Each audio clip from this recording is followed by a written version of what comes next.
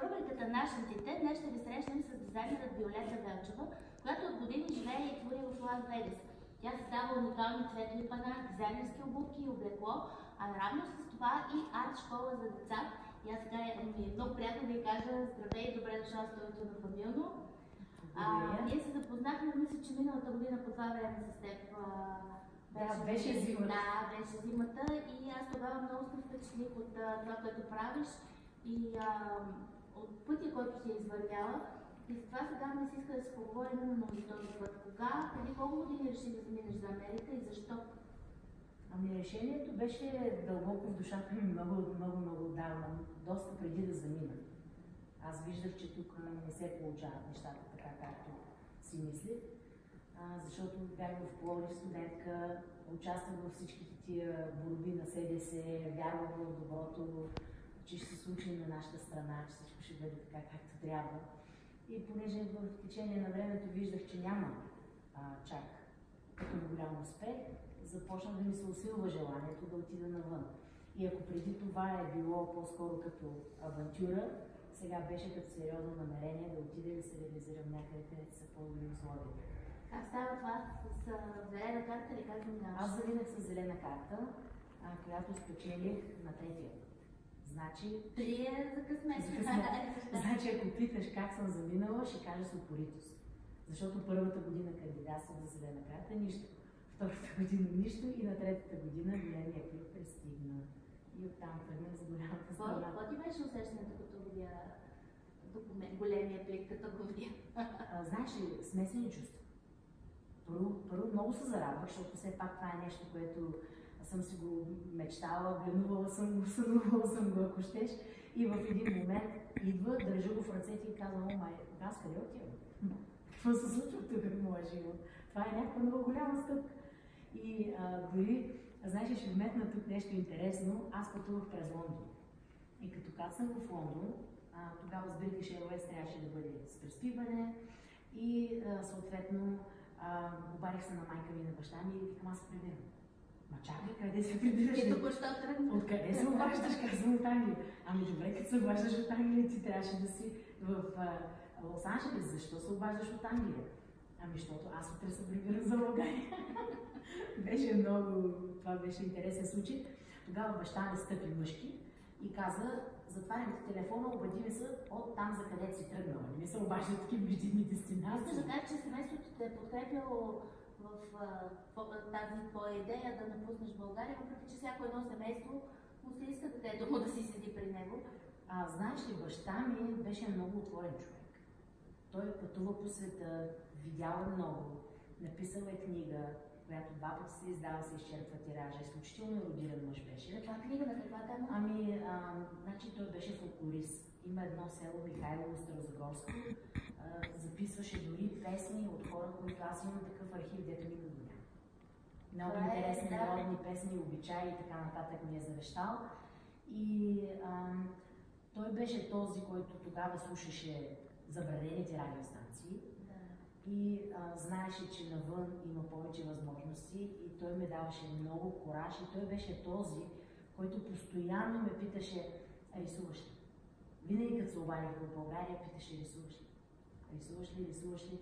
Едно лято се прибрах и каза: знаеш ли, ти трябва абсолютно нищо друго да правиш. Само започни сериозно да се занимаваш с рисуване. И тогава всъщност аз осъзнах, че родителите са тези, които най-добре ни познават, а пък ние най-малко ги слушаме. Така е. Като каза сега за Лондон и за летището преди малко, вярно ли е това, че като кацаш всъщност в Америка, ти кацаш май в Феникс, Аризона, първата ти така спирка там, и трябва да те чака някой, който не е бил на летището? Значи аз кацнах най-напред. Първата идея беше да живея в Лос Анджелес. След това се премести, трансформира се и казаха: ще живееш в Сан Франциско. Значи моят полет беше от Лондон до Сан Франциско. Кацнах там и нито знам език, нито нищо, с този флик, любимия, в ръка, и казвам: добре, сега какво се случва, къде отивам сега? И офицера, този, който е миграционният офицер, те са тренирани много добре, знаят, че не всеки владее езика. Аз знаех 3000 думи, обаче не знаех граматика. Изобщо не знаех как да ги поставя правилно тези думи. И той прегледа всичко, нали, И аз излезнах отвън, казвам ми сега на къде, защото вече беше разбрано, че и там не мога да живея, аз ще живея в Феникс. А защо? Защо не можеш да живееш? Как се разбра, че не можеш да живееш? Ами защото този човек, който трябваше да ме чака, нещо ми се беше случило и не ме чакаше. И тогава се обадихме спешно на други хора, които в Феникс имаха възможност да ме посрещнат. И отлетях си вътрешни полети за Феникс. Как стана? Добре, пристигаш в Феникс, културния шок, колко време те държа? Не много. Много бързо се адаптирах аз. Хареса ли ти Америка по принцип? Това ли беше твоята мечта? Говорим за началото? Да, за началото, да. За началото страшно много ми хареса. Много е лъскава, много е обещаваща. Предразполага да я харесаш и да се адаптираш. А сега, след 20 и колко там години вече живееш? Искам промяна. Искам промяна. Аз съм човек на света. Определят ме като космополитна личност. Така е. Да, обичам да пътувам. Харесвам такива екзотични дестинации, защото, знаеш, всяко пътуване е университет. Научавам толкова нови неща, връщам се толкова заредена.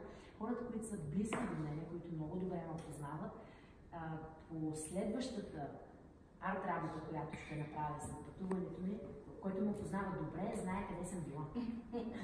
Защото вземам там нещо, вземам да попивам. Добре, ти като пристигаш в Америка, все пак не започваш веднага да рисуваш. С какво се занимаваше тогава? Да? Първо всъщност, с какво се прехранваш? Прехранвах се най-напред с една компания, която произвежда мексиканска храна, бързо храна. Там започнах. Предложиха ми, може би, на първия месец да ме издигнат, така да се каже. Българска работа, качествена. Разбира се. И казват, ела, ще те издигнем. И аз казвам, добре, колко ще ми е заплатата? И те казват, еди колко си. Окей, аз не съм дошла за толкова довиждане. И тогава... Успял верно ли му откажеш? Да, казах, защото аз имах съвсем друго виждане за това как ще се развивам и за какво съм отишла. Често ми задаваха въпроса, добре, що отиваш в Америка? Какво ще правиш там? Казах, ще правя пари от букуците. Така стартирах, нали, с отпадъчни материали, които...